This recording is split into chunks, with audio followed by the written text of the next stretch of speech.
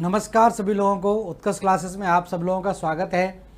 तो देखिए, हम भूगर्भिक समय सारणी के बारे में पिछली क्लास में डिस्कस कर रहे थे और भूगर्भिक समय सारणी की मैंने शुरुआत आपसे की थी कि किस तरह से इसमें क्या क्या घटनाएं हुई हैं। तो देखिए, भूगर्भिक समय सारणी को हम जो लेकर यहाँ पर चल रहे थे उसी को देखिए मैं आपको थोड़ा बता देता हूँ कि अभी तक हमने क्या पार्ट पढ़े हुए हैं। तो भूगर्भिक समय सारणी, तो भूगर्भिक समय सारणी को तो पहली चीज तो ध्यान रखें, पृथ्वी की उत्पत्ति से लेकर 4.5 बिलियन ईयर एगो, ठीक है, तो 4.5 अरब वर्ष पहले से लेकर अब तक के कालखंड को हमने 4 वर्गों में इसको विभाजित किया था।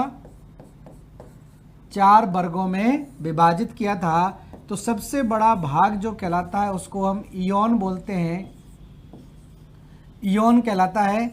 उसके बाद वाला भाग इरा कहलाता है। उसके बाद इपोक कहलाता है और उसके बाद हम उसको क्रोन्स बोलते हैं या पीरियड बोलते हैं। इस तरह से विभाजित किया था। महाकल्प, कल्प युग और शक। महाकल्प, कल्प युग और शक। क्लियर है। उसके बाद अगर आपको याद होगा तो महाकल्प को हमने लिया था, महाकल्प को 2 भागों में विभाजित कर दिया था, ठीक है। एक कहलाता है प्री कैम्ब्रियन, एक क्या कहलाता है प्री कैम्ब्रियन, और दूसरा क्या कहलाता है पोस्ट कैम्ब्रियन। प्री कैम्ब्रियन और पोस्ट कैम्ब्रियन मैंने आपको बताया था, और ये किस आधार पर बताया था कि यहाँ पर 570 मिलियन वर्ष पहले एक चट्टान मिली थी। कहाँ पर मिली थी? कैम्ब्रियन नामक जगह पर मिली थी। तो उससे पहले का प्री कैम्ब्रियन और उसके बाद का पोस्ट कैम्ब्रियन काल कहलाया, ठीक है। फिर हमने क्या किया था, फिर हमने प्री कैम्ब्रियन को विभाजित किया था, और फिर हमने क्या किया था, प्री कैम्ब्रियन को विभाजित किया था, और प्री कैम्ब्रियन को प्री कैम्ब्रियन, तो जो प्री कैम्ब्रियन काल था इसको 3 काल खंडों में विभाजित कर दिया था। एक तो कहलाता है एजोइक, दूसरा कहलाता है आर्चियोजोइक, आर्चियोजोइक, और तीसरा कहलाता है प्रोटेरोजोइक, ठीक है। इतना याद आ रहा होगा। तो देखिए, हम बात कर रहे थे इसमें एजोइक की। तो एजोइक वो कालखंड था जब पृथ्वी की जो भूपरपटी है उसका निर्माण हो रहा था।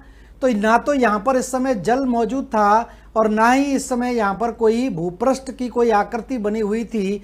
पृथ्वी बहुत गर्म थी, और जब पृथ्वी गर्म थी तो जाहिर सी बात है यहाँ पर कोई जीवन नहीं पाया जा रहा था। तो ये कालखंड कैसा कहलाता है? यहाँ पर कोई जीवन नहीं था, एजोइक काल हो गया। उसके बाद हम बात कर रहे थे आर्चियोजोइक की।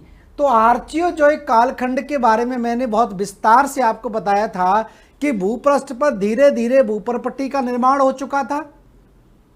भूपरपट्टी के निर्माण होने के बाद आंतरिक ऊष्मा ट्रैप हो गई, तो उसको निकलने के लिए ज्वालामुखी उद्गार। तो भूपृष्ठ पर सैकड़ों वर्षों तक हजारों की संख्या में ज्वालामुखी उद्गार होते रहे, और ज्वालामुखी उद्गार में मैंने आपको बताया था कि जलवाष्प सबसे ज्यादा मात्रा में निकलती है। तो जलवाष्प के साथ साथ अन्य गैसों का भी उद्गार हुआ, जिसमें carbon dioxide gas, sulphur dioxide gas, hydrogen, nitrogen, ये गैसें भी सम्मिलित हुई। तो प्रारंभिक क्या हुआ, वायुमंडल का विकास हुआ।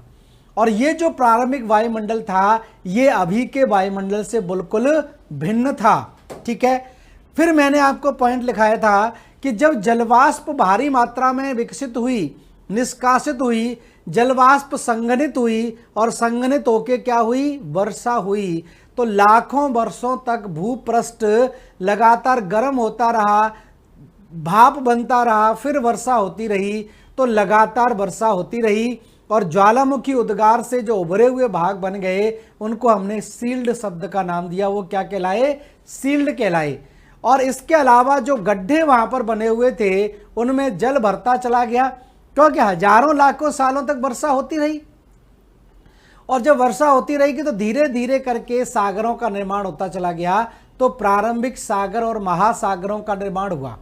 ठीक है, अब महासागरों के अंदर आप देखेंगे, एक तो महासागरों का जल गर्म था, क्योंकि कितना भी पृथ्वी पर बारिश होती रही फिर भी इसका तापमान लगभग 100 डिग्री सेंटीग्रेड के करीब था, बॉइलिंग पॉइंट के नज़दीक था, और उसमें बहुत सारे लवण भी मौजूद थे, और इन लवणों के कारण, रसायनों के कारण यहाँ पर क्या हुआ, प्रोटीनिक सूप का निर्माण हो गया।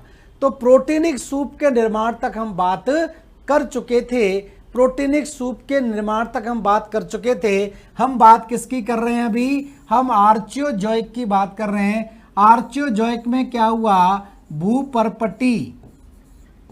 भूपर्पटी बनी, भूपर्पटी के तोड़ने से क्या बने, ज्वालामुखी उद्गार हुआ, ज्वालामुखी उद्गार से जलवाष्प निकली, और जलवाष्प निकली तो क्या हुआ, सघन बादलों का निर्माण हुआ, और बादलों का निर्माण होगा तो वर्षा होगी, और वर्षा होगी तो क्या होगा, सागर और महासागरों का निर्माण हुआ।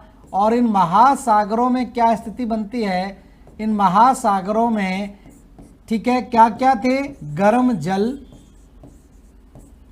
रसायन, कई सारे केमिकल और लवण, इन सब के मिलने से यहाँ पर एक सूप का निर्माण हो गया, और इस सूप को क्या किया गया, क्या कहा गया, प्रोटीनिक सूप कहा गया। ठीक है, ये स्थिति रही किसको, आर्चियोजॉइक में। तो आर्चियोजॉइक में मैं आपको लिखा चुका था 3 पॉइंट, अगला पॉइंट लिखिए, अगला पॉइंट डालिए। यहाँ तक हम बात कर चुके थे, अब इसके बाद वाला पॉइंट आप नोट डालिए, पहला नेक्स्ट पॉइंट लिखिए, बादल तथा वर्षा के प्रभाव से, पॉइंट डालिए, मैं लिखूंगा नहीं, मैं बोल रहा हूं, आप लोग लिखते जाइए। बादल तथा वर्षा के प्रभाव से पृथ्वी की सतह के तापमान में, बादल तथा वर्षा के प्रभाव से पृथ्वी की सतह के तापमान में अचानक कमी आई, पृथ्वी की सतह के तापमान में अचानक कमी आई। बादल तथा वर्षा के प्रभाव से पृथ्वी की सतह के तापमान में अचानक कमी आई, फिर भी यह तापमान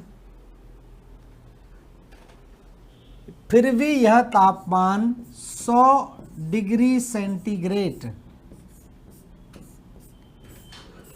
फिर भी यह तापमान 100 डिग्री सेंटीग्रेड के आसपास था, फिर भी यह तापमान 100 डिग्री सेंटीग्रेड के आसपास था।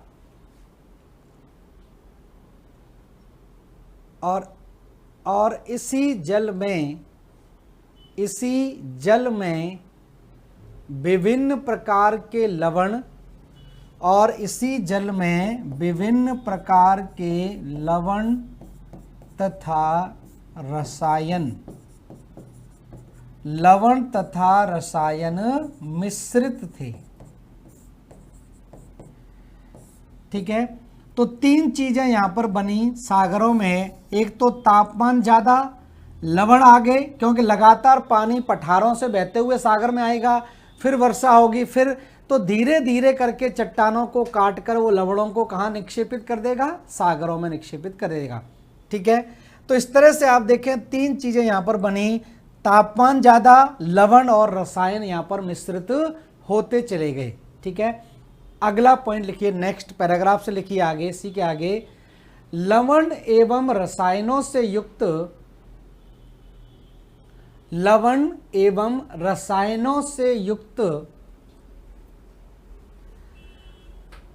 गर्म जल, लवण एवं रसायनों से युक्त गर्म जल प्रोटीनिक सूप की भांति था, प्रोटीनिक सूप की भांति था। प्रोटीनिक सूप की भांति था। इस प्रोटीनिक सूप में, इस प्रोटीनिक सूप में प्रकाश रासायनिक प्रक्रिया के परिणाम स्वरूप, इस प्रोटीनिक सूप में प्रकाश रासायनिक प्रक्रिया या photochemical reaction, photochemical reaction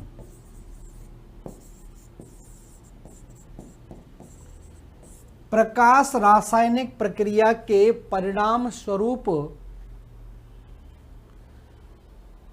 oxygen की अनुपस्थिति में, अभी तक ऑक्सीजन नहीं बनी है, प्रकाश रासायनिक क्रिया के परिणाम स्वरूप ऑक्सीजन की अनुपस्थिति में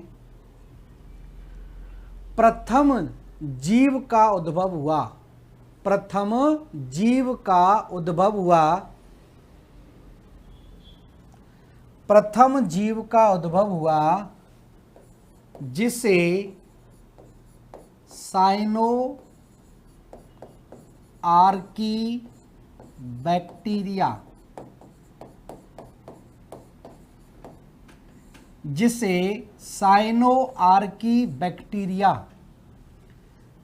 जिसे साइनो आर्की बैक्टीरिया कहा जाता है। तो प्रथम जीव की उत्पत्ति कब हुई? आर्चियोजॉइक काल में हुई, और ये कैसा था? बिल्कुल प्रिमिटिव प्रकार का था। ठीक है, तो O2 की अनुपस्थिति में प्रथम जीव का उद्भव हुआ जिसको साइनो आर्की बैक्टीरिया कहा जाता है, साइनो बैक्टीरिया कहा जाता है। अगला पॉइंट लिखिए इसमें आगे, नेक्स्ट लिख लिया अगला पॉइंट, जैव विकास के क्रम में, अगला पॉइंट लिखिए, जैव विकास के क्रम में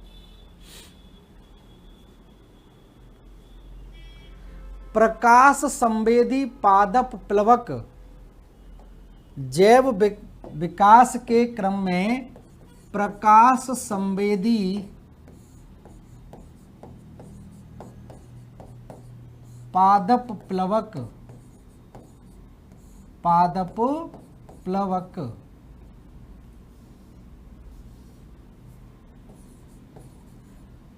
पादप प्लवक फाइटोप्लैंक्टन,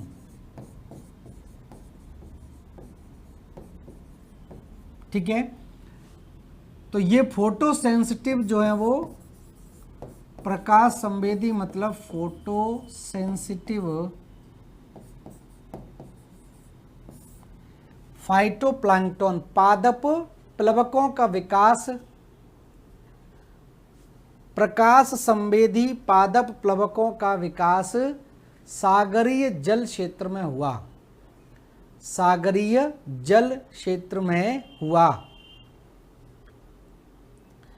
तो यहां पर देखिए दो चीजें बन गई, एक तो आपका आर्की बैक्टीरिया बन गया, साइनो आर्की बैक्टीरिया या जीवाणु का विकास हो गया।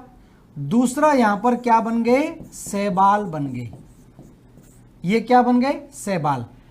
अब जब शैवाल बने तो जाहिर सी बात है शैवाल क्या करेंगे? फोटोसिंथेसिस करेंगे, फोटोसिंथेसिस की प्रक्रिया शुरू होगी, प्रकाश संश्लेषण की क्रिया शुरू होगी।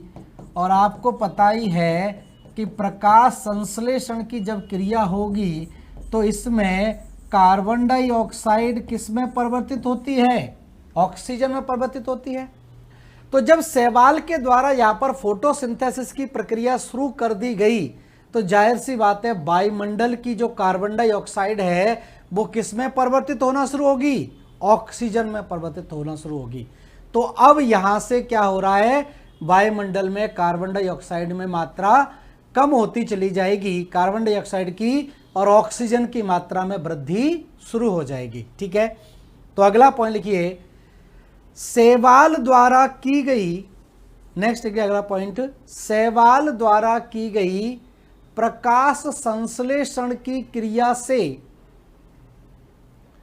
शैवाल द्वारा की गई प्रकाश संश्लेषण की क्रिया से, फोटोसिंथेसिस भी लिख सकते हैं इंग्लिश में, प्रकाश संश्लेषण की क्रिया से वायुमंडल में, प्रकाश संश्लेषण की क्रिया से वायुमंडल में O2 का प्रवेश हुआ, ऑक्सीजन का प्रवेश हुआ। ऑक्सीजन का प्रवेश हुआ तथा कार्बन डाइऑक्साइड की मात्रा में, कार्बन डाइऑक्साइड की मात्रा में कमी आई, कार्बन डाइऑक्साइड की मात्रा में कमी आई, कार्बन डाइऑक्साइड की मात्रा में कमी आई। ठीक है, तो एक तो देखिए इतना लिख लिया आपने, समझ लीजिए इसको।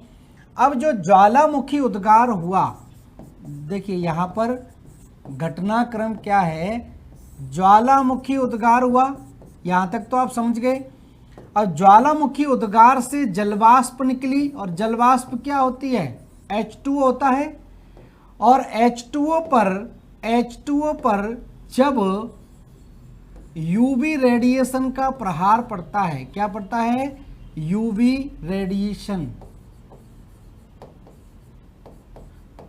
पराबैंगनी किरणें, पराबैंगनी किरणें, और जब पराबैंगनी किरणें H2O पर पड़ेगी तो इससे क्या होगा, इससे आगे की घटना यहाँ पर क्या हो जाएगी, इससे H2 अलग हो जाएगा और नवजात ऑक्सीजन क्या होगी, अलग होगी। नवजात ऑक्सीजन मतलब सिंगल O।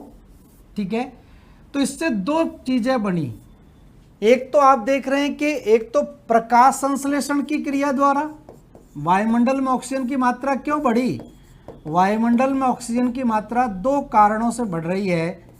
एक तो प्रकाश संश्लेषण, प्रकाश संश्लेषण में क्या होता है, कार्बन डाइऑक्साइड परिवर्तित होकर क्या बन जाती है, ऑक्सीजन बन जाती है। दूसरा क्या हुआ कि जो जलवाष्प अंतरिक्ष में, जो जलवाष्प पृथ्वी के वायुमंडल में मौजूद थी, इस पर यूवी रेडिएशन का प्रहार हुआ। यूवी रेडिएशन के प्रहार से क्या हुआ कि ये दो भागों में टूट गया, एक तो हाइड्रोजन और दूसरा नवजात ऑक्सीजन, इसको बोलते हैं नवजात ऑक्सीजन। ठीक है, अब ये जो नवजात ऑक्सीजन है फिर एक और नवजात ऑक्सीजन से जुड़ेगा तो ये क्या बन जाएगा, O2 बन जाएगा। ठीक है, जैसे मान लीजिए एक H2O का अणु टूटा तो इससे हाइड्रोजन बन गया और नवजात ऑक्सीजन, दूसरा भी टूटा, इससे हाइड्रोजन बन गया और इससे नवजात ऑक्सीजन, तो ये नवजात ऑक्सीजन और नवजात ऑक्सीजन आपस में जुड़ जाएगी, तो इसके जुड़ने से क्या बन जाएगी, ऑक्सीजन बन जाएगी। क्लियर है, तो ये प्रक्रिया भी यहां पर शुरू हुई।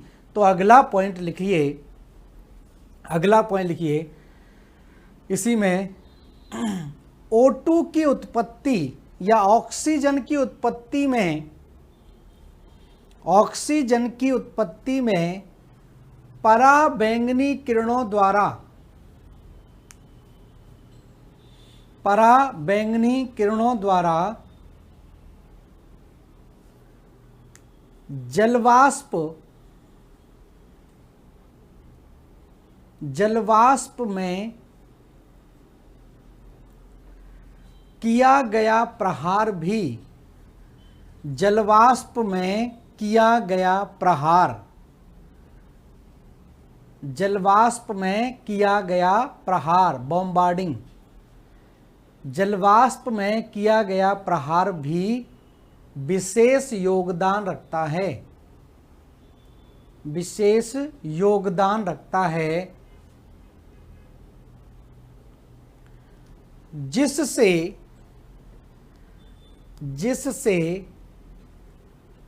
हाइड्रोजन तथा नवजात ऑक्सीजन, जिससे हाइड्रोजन तथा नवजात ऑक्सीजन विखंडित होकर हाइड्रोजन तथा नवजात ऑक्सीजन विखंडित होकर वायुमंडल में व्याप्त हो गई। हाइड्रोजन तथा नवजात ऑक्सीजन विखंडित होकर वायुमंडल में व्याप्त हो गई। अब नेक्स्ट पैराग्राफ से लिखिए, नेक्स्ट पैराग्राफ से, पृथ्वी के गुरुत्वाकर्षण बल के प्रभाव से, पृथ्वी के गुरुत्वाकर्षण बल के प्रभाव से, पृथ्वी के गुरुत्वाकर्षण बल के प्रभाव से, जैसे ये मान लीजिए पृथ्वी है, तो पृथ्वी का गुरुत्वाकर्षण बल काम करेगा, ठीक है। तो पृथ्वी के गुरुत्वाकर्षण बल के प्रभाव से नाइट्रोजन तथा ऑक्सीजन, नाइट्रोजन तथा ऑक्सीजन जैसी गैसें पृथ्वी के गुरुत्वाकर्षण बल के कारण नाइट्रोजन तथा ऑक्सीजन जैसी गैसें धरातल के समीप इकट्ठा हुई। नाइट्रोजन तथा ऑक्सीजन जैसी गैसें धरातल के समीप इकट्ठा हुई, जबकि हाइड्रोजन जैसी हल्की गैसें, जबकि हाइड्रोजन जैसी हल्की गैसें ऊपरी वायुमंडल में चली गईं। हाइड्रोजन जैसी हल्की गैसें ऊपरी वायुमंडल में चली गईं,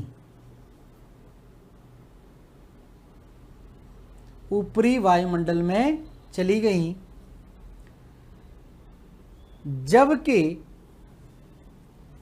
जबकि sulphur dioxide, hydrogen sulphide, nitrous oxide, जबकि sulphur dioxide, hydrogen disulphide, nitrous oxide, nitrous oxide तथा CO2, दोबारा से रिपीट कर देता हूं, जबकि sulphur dioxide, hydrogen sulphide, nitrous oxide तथा carbon dioxide, sulphur dioxide, hydrogen sulphide, nitrous oxide तथा कार्बन डाइऑक्साइड जैसी गैसें वर्षा के जल के साथ घुलकर, वर्षा के जल के साथ घुलकर, वर्षा के जल के साथ घुलकर अम्ल वर्षा के रूप में, अम्ल वर्षा, एसिड रेन, अम्ल वर्षा के रूप में धरातल में निक्षेपित होती चली गई। अम्ल वर्षा के रूप में धरातल में निक्षेपित होती चली गई, निक्षेपित होती चली गई। तो ये है आर्चियोजॉइक इरा, ठीक है। तो आर्चियोजॉइक इरा से क्लियर हो गया होगा कि इस कालखंड में क्या क्या घटनाएं हुई हैं। भूपरपट्टी का निर्माण शुरू हुआ, ज्वालामुखी उद्गार से शील्ड का निर्माण हुआ और ज्वालामुखी से निकलने वाली गैसों से बादल बने, बादलों से वर्षा हुई और वर्षा का जल निरंतर गड्ढों में जमा होता गया, जिससे महासागर और सागरों का निर्माण हुआ। और उन सागरों में तापमान ज़्यादा था, लवण और रसायन के मिलने से प्रोटीनिक सूप का निर्माण हो गया और उस प्रोटीनिक सूप से क्या बन गया, साइनो आर्की बैक्टीरिया का निर्माण हुआ और साथ में ही शैवाल का निर्माण हुआ। अब जब शैवाल का निर्माण हुआ तो शैवाल क्या करते हैं, फोटोसिंथेसिस करते हैं, क्योंकि ब्लू ग्रीन एल्गी बोलते हैं इनको, ठीक है, लाल हरित शैवाल कहलाते हैं। तो इनसे जो वायुमंडल में कार्बन डाइऑक्साइड की मात्रा थी वो कम होती चली गई, ऑक्सीजन की मात्रा में वृद्धि होती चली गई।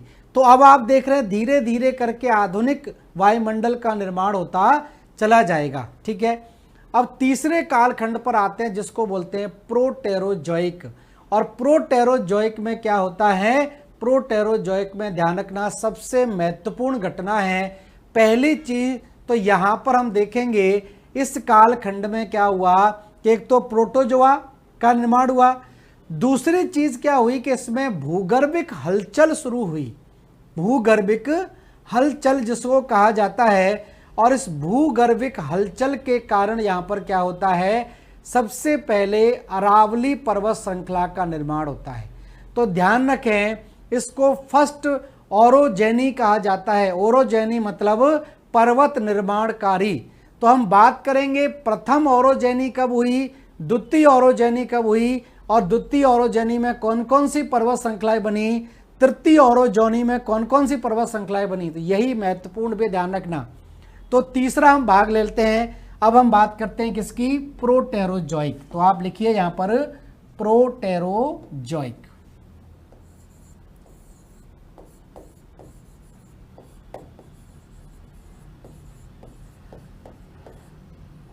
ठीक है, इसके पहले की कालखंड आप बिल्कुल क्लियर हो गया होगा सबको, क्या क्या घटनाएं हो रही हैं। प्रोटेरोजोइक कालखंड की हम बात करें तो ये कब से कब तक है, ये मैंने आपको बताया 2.1 अरब वर्ष से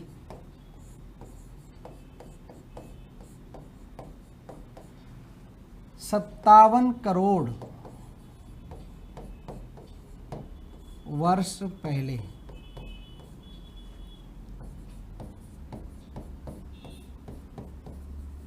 ये कालखंड है, ठीक है। सिंपल आप लिखना चाहें तो 2.1 बिलियन ईयर एगो से 570 मिलियन ईयर एगो तक, ठीक है। ये भाग आपका है, इसको बोलते हैं प्रोटेरोजोइक काल। अब प्रोटेरोजोइक काल में क्या होता है, भूगर्भिक हलचलों का शुरुआत होती है, क्योंकि भूपृष्ठ बन गया, ऊपरी सतह बन गई, आंतरिक भाग में उतना ही तापमान है, मैग्मा है, और मैग्मा गर्म होगा, ऊपरी चट्टानों को तोड़ने का काम करेगा। तो वहां पर क्या होगा, प्रथम जो है वलत पर्वत श्रेणियों का निर्माण होता है, ठीक है। तो ध्यान रखें इस कालखंड में, मैं लिख देता हूं, इस कालखंड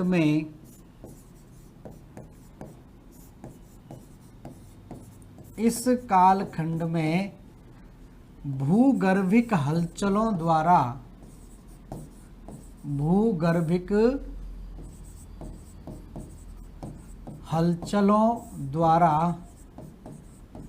ठीक है, इसको बोलते हैं ओरोजेनी, OROGENY, ओरोजेनी कहा जाता है। भूगर्भिक हलचलों द्वारा प्रथम वलित पर्वत श्रेणियों,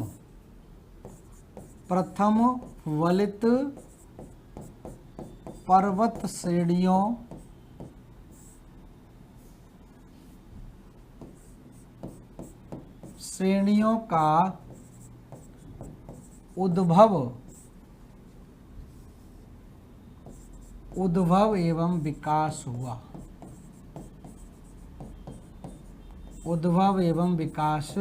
हुआ। तो भूगर्भिक हलचलों के कारण सबसे पहले फोल्ड पड़ गए, ठीक है, क्या बन गए, फोल्ड बन गए। अगर किसी भूपृष्ठ पर आंतरिक बल काम करते हैं तो इस पर क्या पड़ जाते हैं, इस तरह की स्थिति बन जाती है। तो ये जो फोल्ड पड़ गए, इससे प्रथम श्रेणी के वलित पर्वत श्रेणी का निर्माण हुआ, जिसमें आपके ध्यान रखना, उदाहरण ध्यान रखना, जैसे बहुत इंपॉर्टेंट है, उदाहरण ध्यान रखना, जैसे अरावली। इसी वजह से अरावली को हम दुनिया की सबसे पुरानी पर्वत श्रृंखला बोलते हैं। इसी समय बनी सतपुड़ा और इसी समय बना पूर्वी पूर्वी घाट आदि। ये ध्यान रखें, ये स्थिति यहाँ पर बनती है। तो इस कालखंड में क्या हुआ कि भूगर्भिक हलचलों के प्रभाव से पृथ्वी की सतह पर प्रथम बलत पर्वतों का उद्भव एवं विकास हुआ। ठीक है, तो इसी वजह से आप देखेंगे सबसे पहले यहाँ पर अरावली का निर्माण हुआ। तो अरावली ध्यान रखना विश्व की सबसे प्राचीनतम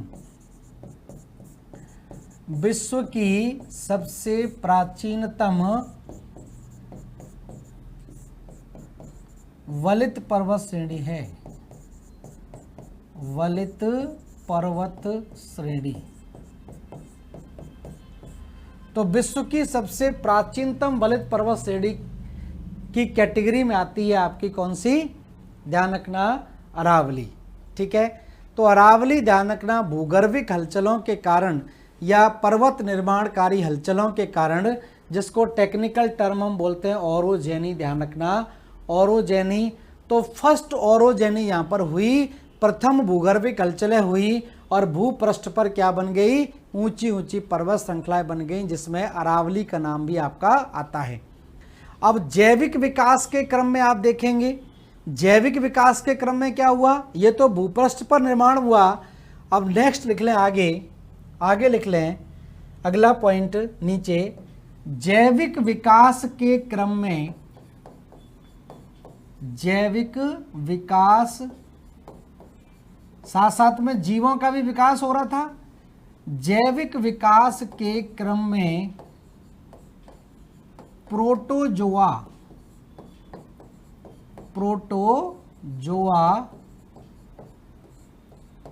तथा विषाणु,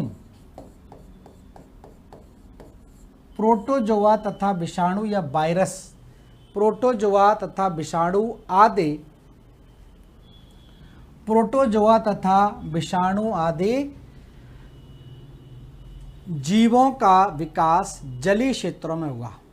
तो प्रोटोजोआ और विषाणु आदि जीवों का विकास जलीय क्षेत्रों में हुआ। अभी जीवों का विकास कहाँ हो रहा है? जलीय क्षेत्रों में हो रहा है, महासागरों में ये घटनाएं हो रही है। अभी भूपृष्ठ पर ऐसी कोई हरकत नहीं हो रही है। क्लियर है इतना? ठीक है, तो ये स्थिति यहाँ पर बनी। तो देखिए यहाँ से कितने महत्वपूर्ण प्रश्न आपके बन सकते हैं। एक तो सीधा बन सकता है कि अरावली का निर्माण किस कालखंड में हुआ? तो कौन सा कालखंड? ध्यान रखना प्रोटेरोजोइक। कौन सा है? प्रोटेरोजोइक। और इसी में क्या है, कौन से जीव विकसित हुए? प्रोटोजोआ। तो प्रोटेरो से ध्यान रखना प्रोटोजोआ और वायरस यहां पर इस समय विकसित हुए। तो यहां पर पहली जो भूगर्भिक हलचल हुई, जिससे अरावली, सतपुड़ा और पूर्वी घाट जैसी पर्वत श्रेणियों का विकास हुआ। तो ये क्लियर हो गया होगा। ये में हम बात कर चुके हैं किसकी? प्री कैम्ब्रियन की।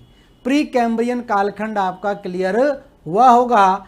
ठीक है, मैं एक बार इसको रिवाइज आपको करा देता हूं कि इसके अंदर क्या क्या घटनाएं आपकी हुई हैं, क्या क्या घटनाएं यहां पर हुई हैं। तो देखिए हम अभी बात कर रहे थे किसकी? प्री कैम्ब्रियन की।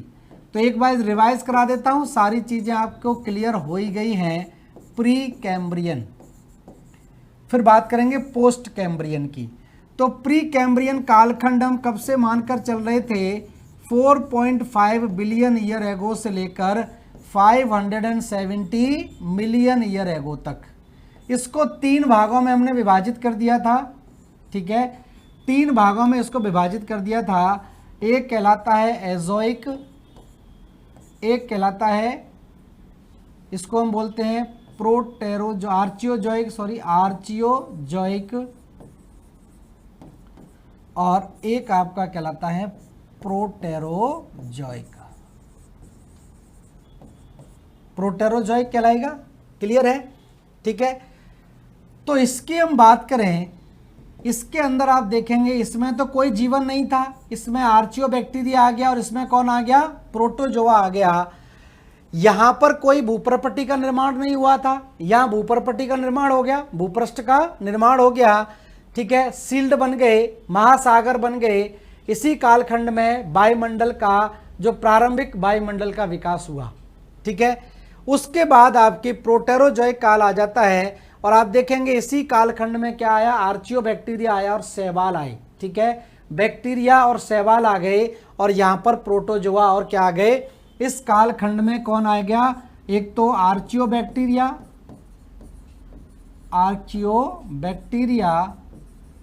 और दूसरा यहाँ पर क्या आ गए, शैवाल आ गए, एल्गी आ गई। और एल्गी आ गई ग्रीन कलर की, फोटोसिंथेसिस हुई तो ऑक्सीजन का निर्माण भी शुरू हो गया। प्रोटेरोजोइक काल में हमने क्या देखा, प्रोटोजोआ आया, प्रोटोजोआ, और प्रोटोजोआ के साथ साथ में आप देखेंगे यहाँ पर एक और क्या आ गया, वायरस आ गया। ठीक है, और इसी में क्या होती है, फर्स्ट ओरोजेनी होती है, और फर्स्ट ओरोजेनी में क्या होता है, अरावली पर्वत श्रृंखला का निर्माण भी इसी कालखंड में हो जाता है। ठीक है, तो अरावली पर्वत श्रृंखला की यहाँ पर अब बात कर चुके हैं। तो ये तो प्री कैम्ब्रियन की बात हो गई। अब हम बात कर लेते हैं किसकी, पोस्ट कैम्ब्रियन की। ठीक है, मतलब 570 मिलियन वर्ष से लेकर अभी तक की क्या स्थिति बनती है, इसको हम बोलते हैं क्या, पोस्ट कैम्ब्रियन। ठीक है, तो प्री कैम्ब्रियन मुझे लगता है क्लियर हो गया होगा, बहुत आराम से लेकर चलें सारी चीजों को। अब हम बात करें किसकी, पोस्ट कैम्ब्रियन।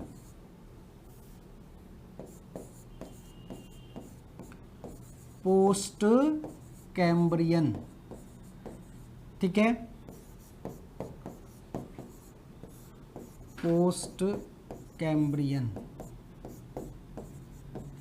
और पोस्ट कैम्ब्रियन आपका कब से हो जाएगा, 570 मिलियन वर्ष पहले से अब तक,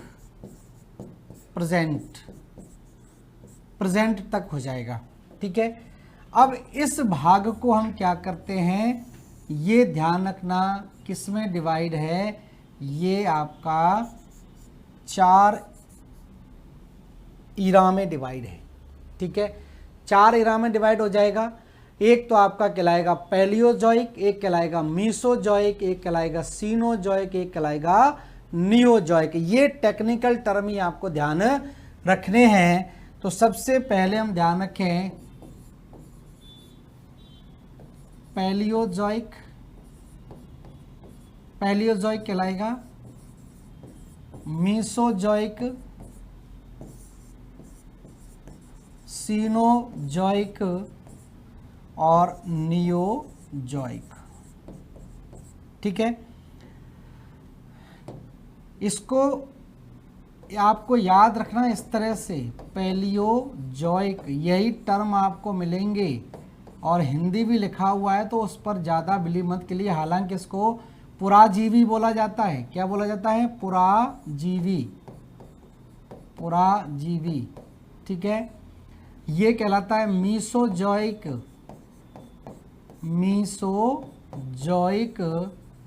और मीसोजोइक को हम बोलते हैं मध्यजीवी। ठीक है, और है सीनोजोइक, और सीनोजोइक को बोलते हैं नवजीवी, और नियोजोइक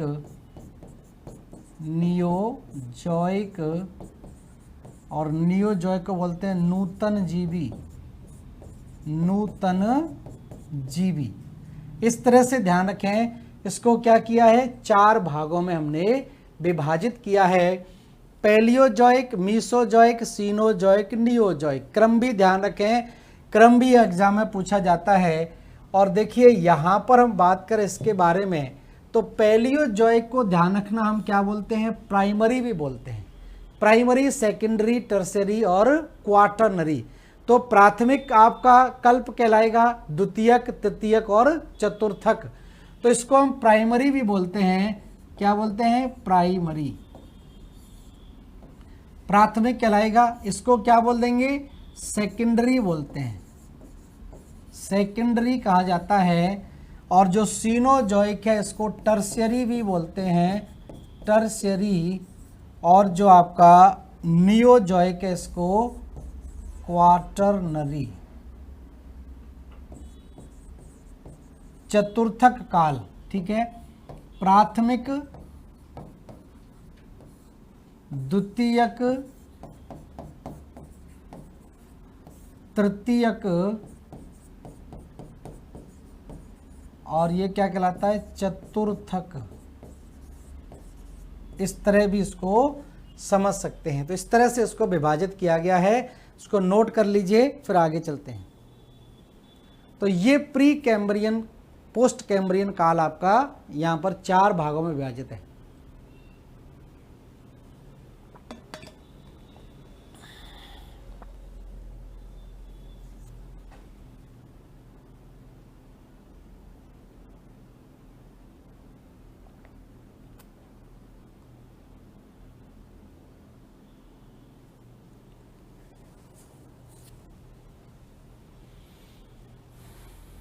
ठीक है, तो लिख लिया होगा, पैलियोजोइक, मीसोजोइक, सीनोजोइक, नियोजोइक। याद ध्यान रखें, पैलियोजोइक, मीसोजोइक, सीनोजोइक और नियोजोइक, ये क्रमबद्ध तरीके से आपको ध्यान रखना है। एक एक करके हम चर्चा करेंगे कि पैलियोजोइक में कौन कौन से इपॉक हैं, कौन कौन से युग आते हैं, या मीसोजोइक में कौन कौन से युग आते हैं, वो भी एग्जाम में आपसे पूछा जाता है। तो अब हम एक एक करके बात कर लेते हैं। तो सबसे पहले लिख लेते हैं पैलियोजोइक। पैलियोजोइक,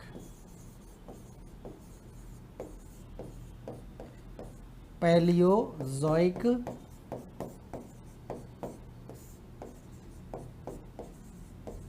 या पुराजीवी।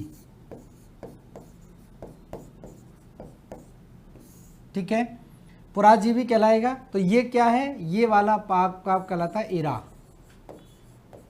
ये इरा है। ठीक है, इयोन के बाद मैंने क्या बताया था, इरा आता है। तो जो पोस्ट कैम्ब्रियन है वो क्या है, वो आपका क्या कहलाएगा, वो इयोन कहलाएगा, और ये क्या कहलाएगा, इरा कहलाएगा। और ये जो पैलियोजोइक है, ये 6 किस में डिवाइड है, 6 इपॉक में डिवाइड है। ये ध्यान रखना। अब हम बात कर रहे हैं किसकी, इपॉक। 6 इपॉक में ये विभाजित है, या 6 युग में विभाजित है। ठीक है, ये क्या कहलाएगा, कल्प। ये कल्प है और ये युग कहलाएगा। तो ये 6 युग में विभाजित है, और वो क्रमबद्ध तरीके से आपसे पूछा भी जाता है। क्या क्रम रहेगा, तो सबसे पहले हम बात करेंगे, अगला जो क्रम रहेगा इसको बोलते हैं कैम्ब्रियन। कैम्ब्रियन कहलाता है। कैम्ब्रियन के बाद ऑर्डोविशियन, ऑर्डोविशियन कहलाएगा। उसके बाद सिलूरियन, सिलूरियन। उसके बाद डिवोनियन, डिवोनियन काल कहलाता है, डिवोनियन युग। उसके बाद हम बात करें, कैम्ब्रियन हो गया, ऑर्डोविशियन, सिलूरियन। उसके बाद यहाँ पर कार्बोनीफेरस, कार्बोनीफेरस। और उसके बाद हम बात करें पर्मियन, पर्मियन। ये आपके युग हैं। तो 6 युग में विभाजित है। और ध्यान रखना, ये 6 युगों को ध्यान रखना, नंबर ऑफ टाइम्स, मतलब ये मोस्ट इंपोर्टेंट क्रम है, इसको ध्यान रखें। ये कई बार इवन यूपीएससी में भी, आईएएस के एग्जाम में भी, और स्टेट पीसीएस में, चाहे वो यूपी का हो, चाहे राजस्थान का, मध्य प्रदेश का, ये क्रम अक्सर एग्जाम में पूछा जाता है। और इसी क्रम को आपको याद रखना है। तो इसको आप याद रख सकते हैं एक लाइन के द्वारा, जैसे मैंने याद किया है, जिसको बोलते हैं कॉस डीसीपी। आगे वाले शब्द आपको ले लेने हैं, COS DCP। कॉस डीसीपी याद रहेगा तो Cambrian, Ordovician, Silurian, Devonian, Carboniferous और पर्मियन। तो ये 6 कालखंड आपको आसानी से याद हो जाएंगे। इसी क्रम में याद आपको रखना है। इनका हिंदी में लिख देता हूं, इसको हम बोलेंगे कैम्ब्रियन, कैम्ब्रियन। ठीक है, इसको बोलेंगे ऑर्डोविशियन, ऑर्डोविशियन। इसको हम बोलेंगे सिलूरियन, सिलूरियन। उसके बाद इसको बोलेंगे डिवोनियन, डिवोनियन और इसको बोलेंगे कार्बोनीफेरस, कार्बोनीफेरस और इसको बोलेंगे पर्मियन, पर्मियन। तो ये 6 ध्यान रखना इपोक आपके आते हैं, जिसको याद रखने का तरीका मैंने बता दिया। क्रमबद्ध तरीके से याद रखना है। कॉस डीसीपी याद रखेंगे तो आपको ये क्रम जरूर याद हो जाएगा, चाहे वो इधर से पूछे चाहे इधर से पूछे, इसी क्रम से आपका ये क्वेश्चन बहुत आसानी से ठीक हो जाएगा, जो बाकी लोग नहीं कर पाएंगे। तो इस तरह से ध्यान रखें, ये क्रम आपको ध्यान रखना है, इसको नोट कर लीजिए फटाफट से। ये पैलियोजोइक हमने कल्प को विभाजित किया है युग में, तो कितने युग हो गए? 6 युग हो गए। अब एक एक युग की हम बात करेंगे आगे, इनमें क्या क्या विशेषताएं हैं, नोट कर लीजिए इसको फटाफट से।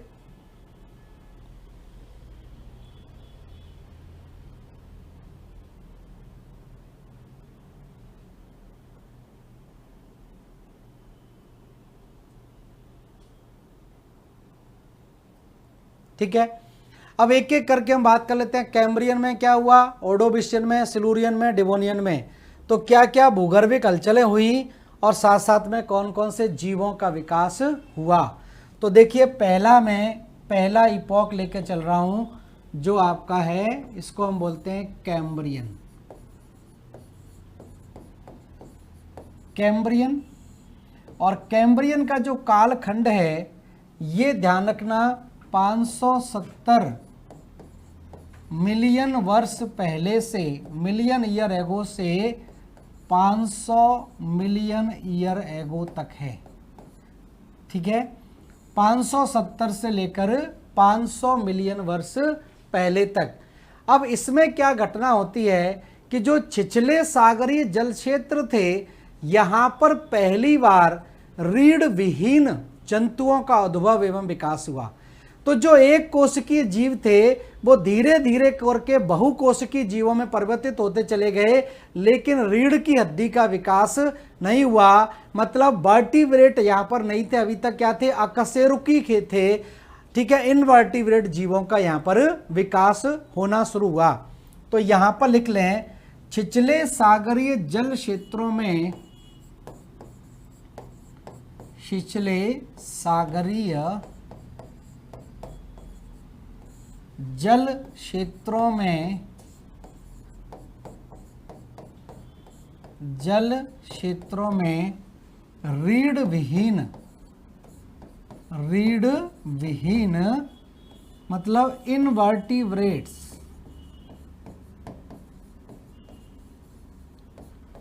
रीढ़ विहीन जंतुओं का उद्भव एवं विकास हुआ, उद्भव एवं विकास हुआ। तो ये स्थिति बनती है कब, कैम्ब्रियन काल के अंदर। ठीक है, कैम्ब्रियन काल के बाद दूसरा काल आता है, जिसको बोलते हैं ऑर्डोविशियन।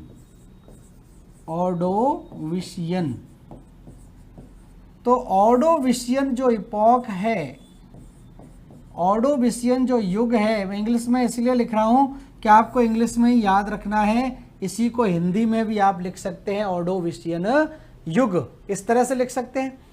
तो ऑर्डोविशियन का जो कालखंड है, ये कालखंड आपका कब से कब तक रहेगा, ये 500 मिलियन वर्ष पहले, M/A का मतलब है मिलियन वर्ष पहले, से 450 मिलियन वर्ष पहले तक का माना गया है। ठीक है, तो 500 से 450 मिलियन वर्ष पहले का जो कालखंड है, ये कहलाता है आपका ऑर्डोविशियन काल।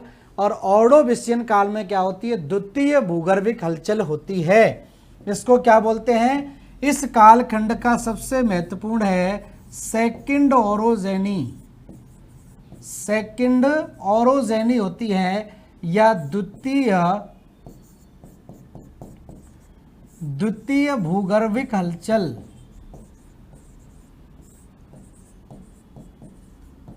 ठीक है, द्वितीय भूगर्भिक हलचल यहां पर होती है और इस द्वितीय भूगर्भिक हलचल को नाम दिया गया है, इसको नाम दिया गया स्कैंडिनेवियन ओरोजेनी। स्कैंडिनेवियन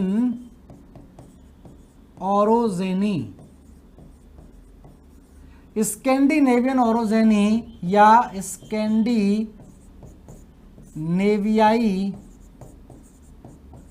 स्कैंडिनेवियाई भूगर्भिक हलचल, भूगर्भिक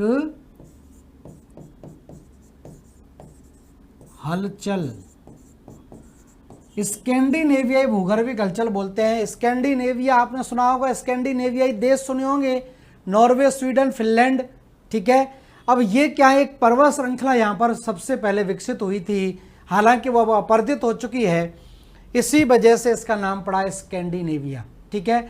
तो स्कैंडिनेवियाई देश कहलाते हैं, वो इसी पर्वत श्रृंखला के कारण होते हैं। जो सेकंड ओरोजेनी का पहला पार्ट था, और सेकंड ओरोजेनी कब हो रही है, ऑर्डोविशियन कालखंड में होती है, मतलब 500 से 450 मिलियन वर्ष पहले भूपृष्ठ पर फिर से एक हलचल पैदा हुई, और इसी हलचल का परिणाम क्या हुआ कि कुछ पर्वत श्रेणियों का विकास हो गया। जैसे सतपुड़ा तो बना चुके थे पहले प्रोटेरोजोइक के अंदर ही, ठीक है, लेकिन यहां पर जो पर्वत श्रृंखला बनी उसका नाम था विंध्याचल पर्वत श्रृंखला। अरावली पर्वत श्रृंखला का पुनरुत्थान होता है, और यहां पर क्या होता है, रीढ़ युक्त जीव फिर से पैदा होते हैं। तो मैं आगे लिख देता हूं, इतना नोट आपने कर लिया होगा साथ साथ में। तो यहां पर द्वितीय भूगर्भिक हलचल जब हुई तो इसके हलचल का परिणाम क्या हुआ कि विंध्य पर्वत श्रेणी का उद्भव एवं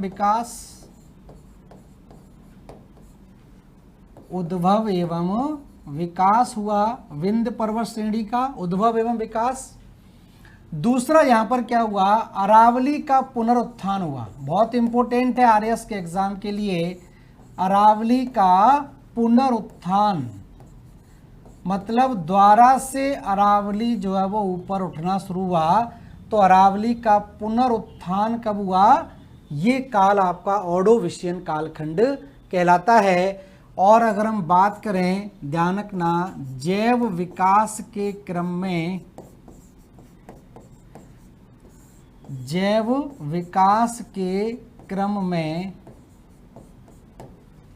छिछले सागरों में रीढ़ युक्त जीवों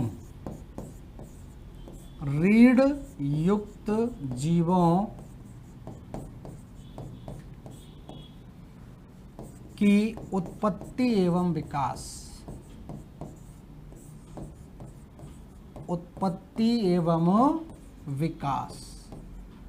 सिंपल है। तो यहां पर अब क्या बन गए, इनवर्टिब्रेट से जीव कैसे होना शुरू हो गए, वर्टिब्रेट जीव होना शुरू हो गए, ठीक है। तो वर्टिब्रेट्स जो है वो उत्पन्न होना शुरू हो गए, मतलब रीढ़धारी जीवों का विकास शुरू हो गया। अभी तक कैसे थे, रीढ़ विहीन थे, लेकिन यहां पर रीढ़ युक्त जीव हुए। तो ये ऑर्डोविशियन कालखंड की बात है। तो ऑर्डोविशियन कालखंड में आप देख रहे हैं, कैम्ब्रियन काल में बिना रीढ़ वाले जीव, अब यहां पर कैसे हो गए, रीढ़ वाले जीवों की उत्पत्ति हो गई। तो रीढ़ वाले जीव यहां पर विकसित हो गए। तो दो आपके एपॉक हो गए इसमें, एक तो आपका हो गया कैम्ब्रियन और दूसरा ऑर्डोविशियन, और तीसरा COS, एस से कौन सा आएगा, सिलूरियन काल आ जाएगा। तो तीसरा कालखंड यहां पर लिख लीजिए, इसको बोलते हैं सिलूरियन। तो सिलूरियन इपॉक यहां पर आता है, सिलूरियन युग यहां पर आ जाता है, सिलूरियन युग। और सिलूरियन युग का जो कालखंड है, ये ध्यान रखना कहाँ तक था, 450 तक। तो 450 मिलियन वर्ष पहले से लेकर ये कितना आ गया, 400 तक हो गया था। 400 मिलियन वर्ष पहले से ये 350 मिलियन वर्ष पहले तक का है। ये कालखंड आपका है, ठीक है। ये कालखंड आपका था कौन सा, 500 से 450 तक था, और उसके बाद ये कालखंड आपका कितना आ जाएगा, 450 से 400 तक। सिलूरियन, सॉरी उल्टा लिख दिया मैंने, 450 से 400 तक।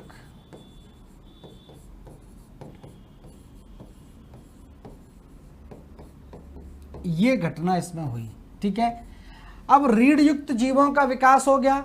अब रीढ़ युक्त जीवों का जब विकास हो गया तो सागरीय जीवों में, सागरीय जल में इस समय ध्यान रखना, पहली बार सागरीय जल में पहली बार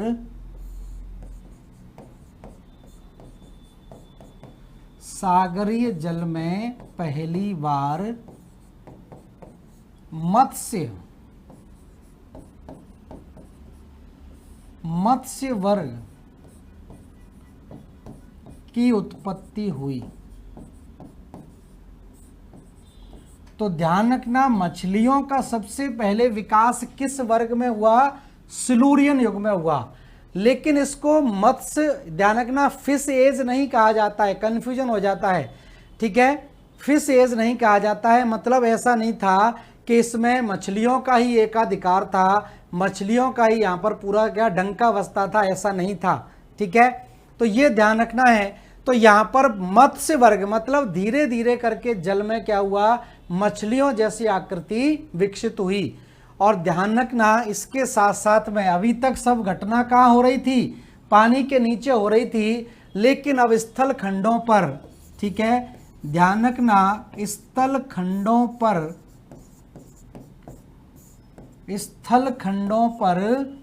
पहली बार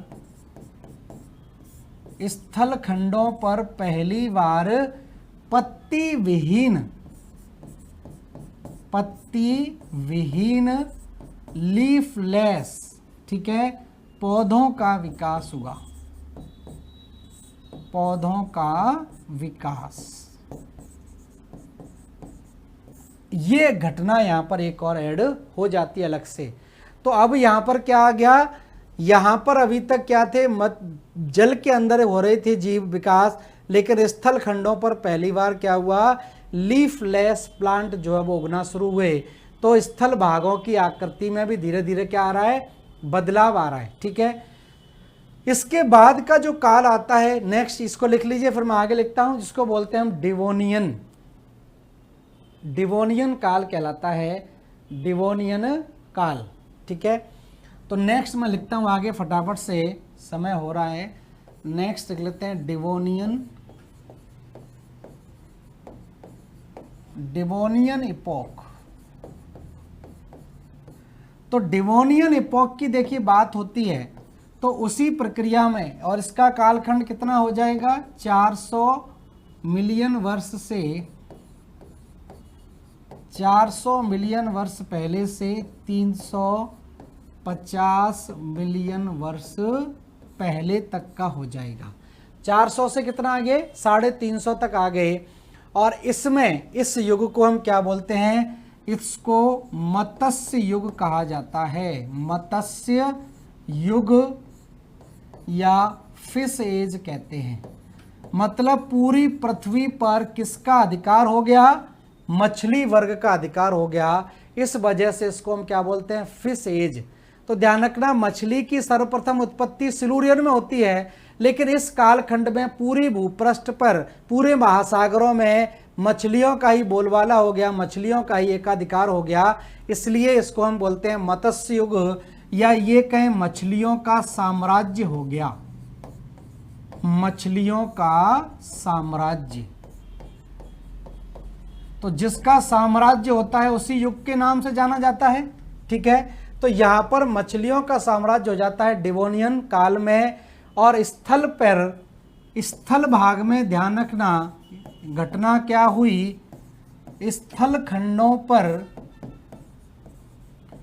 पत्ती युक्त, मतलब अब पत्तियां आना शुरू हो गईं, पत्ती युक्त पौधों का विकास।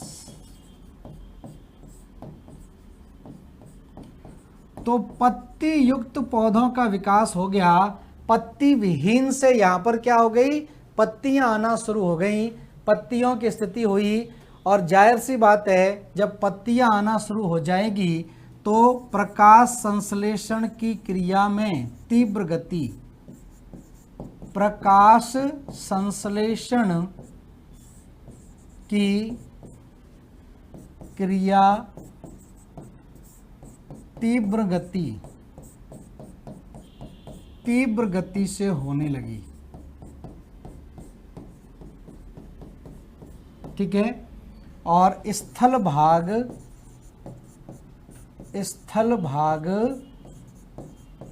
वनस्पतियों से ढक गए। तो जब फोटोसिंथेसिस हो ज़्यादा मात्रा में होगी, खाना ज़्यादा मिलेगा, तो पेड़ पौधों की संख्या में भी क्या हो गई, वृद्धि होना शुरू हो गई। तो आज इसको इतना ही रहने देते हैं क्योंकि समय आपका पूरा हो गया है। नेक्स्ट क्लास में इसको कंटिन्यू करेंगे, इसी के आगे डिवोनियन के बाद वाला कार्बोनिफेरस काल लेकर चलेंगे। तब तक आप इसको पढ़ लीजिए, रिवाइज कर लीजिए। धन्यवाद सभी लोगों के जुड़ने के लिए। थैंक यू, नमस्कार।